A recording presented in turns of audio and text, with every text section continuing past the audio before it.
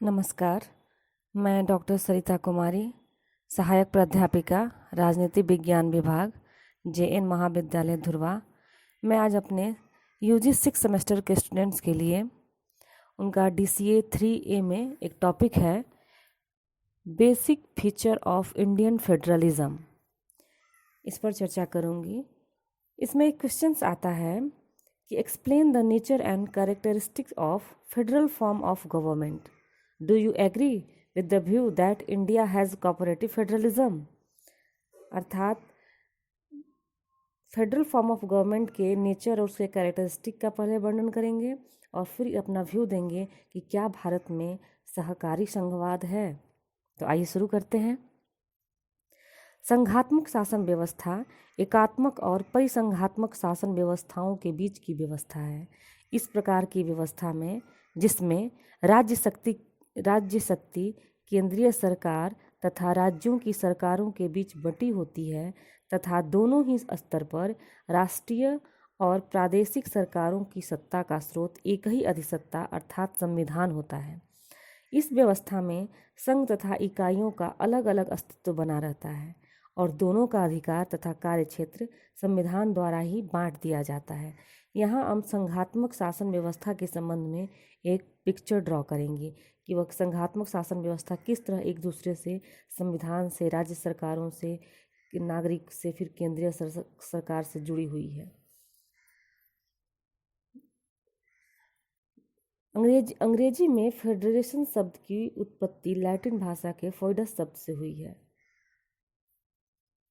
जिसका शाब्दिक अर्थ है संधि या समझौता। अतः व्युत्पत्ति की दृष्टि से संधि या समझौते द्वारा निर्मित राज्य को संघ राज्य कहा जाता है।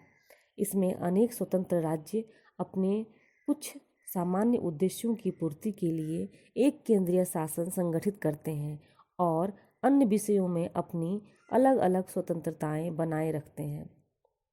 संघ का निर्माण वैसे दो तरीके से होता है, एक एकीकरण द्वारा और दूसरा पृथकीकरण द्वारा। एकीकरण के द्वारा इसके अंतर्गत अनेक स्वतंत्र राज्य आपस में मिलकर संघ का निर्माण करते हैं, जैसे अमेरिका, स्विट्जरलैंड। पृथक्करण में इसके अंतर्गत एक ही विशाल राज्य को विभिन्न खंडों में विभाजित किया जाता है, जैसे कनाडा, ब्राज़ील। भारत में इन दोनों प्रणालियों का प्रयोग हुआ है।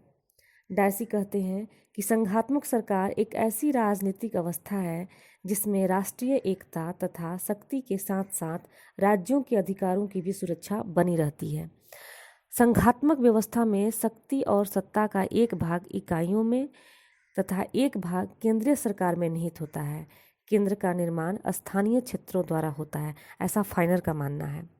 गार्नर कहते हैं कि संघात्मक शासन वह पद्धति है जिसमें समस्त शासकीय शक्ति एक केंद्रीय सरकार तथा उन विभिन्न राज्यों या क्षेत्रीय उपविभागों की सरकारों के बीच विभाजित या बटी रहती है, जिनको मिलाकर संघ का निर्माण होता है।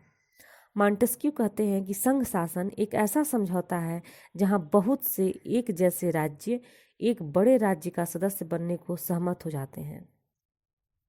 इस प्रकार क्लियर हो गया कि संघात्मक शासन व्यवस्था क्या है। विभिन्न विद्वानों इसके संबंध में क्या राय दिया है। अब संघात्मक शासन व्यवस्था की विशेषताओं की चर्चा करेंगे। पहली विशेषता है एक लिखित संविधान। संघात्मक शासन व्यवस्था की सबसे बड़ी विशेषता उसके संविधान का लिखित, स्पष्ट तथा निश्चित होना है। संविधान के अंतर्गत ही केंद्र तथा इकाइयों के पारस्परिक संबंधों को लिख दिया जाता है। दूसरी विशेषता है कि संविधान की सर्वोच्चता।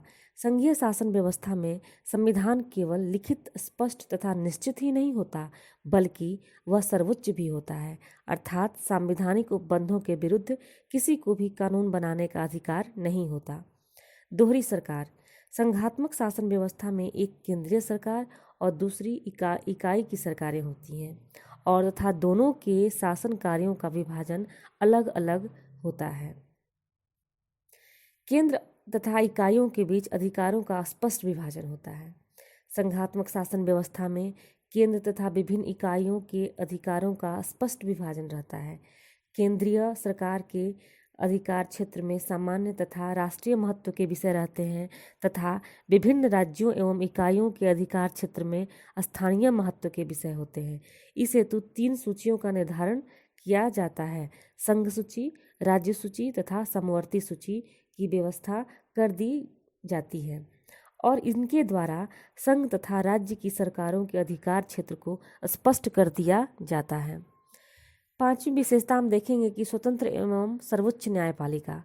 चूंकि संघात्मक व्यवस्था में विभिन्न इकाइयां केंद्र के साथ रहती हैं, अतः केंद्र तथा विभिन्न इकाइयों के बीच संघर्ष की संभावना रहती है। इसलिए दोनों के बीच उत्पन्न मतभेदों एवं संघर्षों को दूर करने के लिए तथा नागरिकों एवं विभिन्न राज्यों के मौलिक अधिकारों की रक्षा के लिए अर्थात नागरिकों के मौलिक अधिकारों की रक्षा के लिए तथा राज्यों के अधिकारों की रक्षा के लिए एक स्वतंत्र तथा निष्पक्ष न्यायपालिका की भी व्यवस्था होती है। इकाइयों को इसमें संप्रभुता नहीं होती। संघात्मक शासन व्यवस्था में विभिन्न राज्यों तथा इकाइयों को संप्रभुता प्राप्त नहीं रहती। वे किसी भी विदेशी राज्य के साथ संधि या समझौता नहीं कर सकते। संघवाद के 3 प्रतिमान होते हैं। पहला सहकारी संघवाद, दूसरा सौदेबाजी का संघवाद और तीसरा एकात्मक संघवाद। हम यहाँ चर्चा करेंगे विभिन्न विद्वानों के विचारों के द्वारा कि भारत में सहकारी संघवाद है। संघात्मक शासन व्यवस्था में शासन शक्तियों का विभाजन करके 2 स्वायत्त सरकारों के स्तर की स्थापना ही नहीं की जाती, बल्कि उनमें इस प्रकार के सहयोग की भी व्यवस्था की जाती है जिससे विभक्त क्षेत्रों का प्रशासन प्रभावशाली ढंग से व कुशलतापूर्वक चल सके। यह सहयोग आवश्यक भी है क्योंकि दोनों ही स्तरों की सरकारें एक ही राजनीतिक व्यवस्था से संबद्ध होती हैं, जिससे उनके लक्ष्य भी अंततः एक समान ही होते हैं। इसलिए संघात्मक राजनीतिक व्यवस्था में अनेक पहलू ऐसे होते हैं जो विविधता से युक्त तथा अपनी विचित्रता को बनाए रखने की स्वायत्तता के बावजूद परस्पर अंतः क्षेत्रीय संबंध व सहयोग अनिवार्य सा कर देते हैं। केसी वेयर ने इस संबंध में कहा है कि अगर हर प्रादेशिक सरकारें अपने आप तक ही पूर्णतया सीमित रहें तो संपूर्ण राजनीतिक व्यवस्था कई मामलों में इस भिन्न भिन्न नियम व नियंत्रण व्यवस्था के कारण नुकसान उठाएगी और प्रादेशिक सरकारों का एक दूसरे के अनुभवों का लाभ न मिलने के कारण कार्यकुशलता भी कम हो जाएगी। क्योंकि अगर प्रादेशिक सरकारें अलग अलग रहीं तो उनके नियम कानून सबके अलग अलग होंगे। यही कारण है कि हर संघात्मक व्यवस्था में अंतः सरकारी सहयोग की संस्थाओं की या तो संविधान में ही व्यवस्था की जाती है या इस प्रकार के सहयोग की संस्थाएं परंपराओं के रूप में स्वयं विकसित हो जाती हैं। यह सहयोग केवल केंद्र एवं इकाइयों के बीच ही नहीं होता, बल्कि इकाइयों और इकाइयों के बीच भी होता है। अमल रे ने इस संबंध में कहा है कि संघीय व्यवस्था में 2 तरह की सत्ताओं को राष्ट्रीय उद्देश्यों की पूर्ति में सहयोगी बनाया जाता है। केंद्र व राज्य सरकारों के बीच बढ़ता हुआ विचार विनिमय इन दोनों को सामान्य नीतियों और कार्यक्रमों पर सहमत ही नहीं बनाता, बल्कि संघ की इकाइयां अब अपने अपने क्षेत्र में पूर्ण स्वायत्तता की मांग भी नहीं उठाती हैं, क्योंकि आज के समाज इतने एकीकृत हो गए हैं कि केंद्र व राज्यों के क्षेत्रों का सुनिश्चित करना अव्यवहारिक सा हो गया है। सामान्यतः इन दोनों के अधिकार क्षेत्र एक दूसरे को ढके हुए से लगते हैं। इस कारण आधुनिक समाजों में संघवाद एक गतिशील सहयोग की प्रक्रिया के रूप में देखा जाने लगा है। इन विचारों के आलोक में हम कह सकते हैं कि भारत में भी संघात्मक व्यवस्था सुदृढ़ पारस्परिक आपसी विचार विनिमय तथा दोनों स्तर की सरकारों में निरंतर संपर्कता की स्थापना का श्रेष्ठ उदाहरण प्रस्तुत करती है। भारत में संविधान द्वारा ही सहयोग की अनेक संस्थाओं की व्यवस्था की गई है, जिससे उचित राजनीतिक वातावरण की स्थापना हो और संपूर्ण संघीय व्यवस्था के पोषण के लिए प्राणवायु प्राप्त होती रहे। जैसे वित्त आयोग, अंतर्राज्यीय समितियां, क्षेत्रीय परिषदें, नीति आयोग, राष्ट्रीय विकास परिषद, मुख्यमंत्रियों तथा राज्यपालों का सम्मेलन आदि। वस्तुतः यह सभी माध्यम भारतीय संघात्मक व्यवस्था में केंद्रीय व राज्य सरकारों और विभिन्न राज्य सरकारों में पारस्परिक सहयोग व ठोसता का प्रतीक है।